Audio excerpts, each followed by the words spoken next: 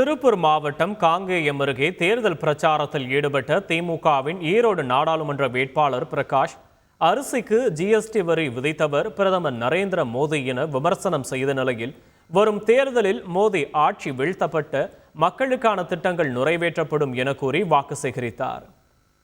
2 மாசத்துல பாத்தீங்கன்னா அரிசி விலை கிட்டத்தட்ட 5 ரூபாய் ஏறி இருக்கு. இந்த மாதிரி அரிசிக்கு வரி போட்டது முத மோடி தான்.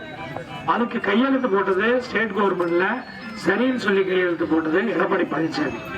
நீங்க நல்லா பாருங்க, நம்ம ஜெயலலிதா இருக்கையில கையெழுத்து போடல, முடியாதுன்னு என்ன சொன்னாங்க தெரியுமா? மோடியா லேடியா நான் ஒரு கை பாக்குறேன்னு சொல்லுச்சு. இன்னைக்கு எடப்பாடி பழனிசாமி எல்லாத்துக்குமே கையெழுத்து போட்டு கொடுத்தாரு. நம்ம இறந்ததுக்கு அப்புறம் கையெழுத்து போட்டு கொடுத்துட்டாரு. இன்னைக்கு இந்த சூழ்நிலையில உங்களுக்கு நல்ல திட்டங்கள் வந்து சேர்ந்திருக்கு. இனிமேல் வர்ற ஆட்சியில இப்ப சொன்ன மாதிரி இந்த திட்டம் எல்லாம் வந்து செய்திகளை உடனுக்குடன் தெரிந்து கொள்ள உடனே சப்ஸ்கிரைப் பண்ணுங்க.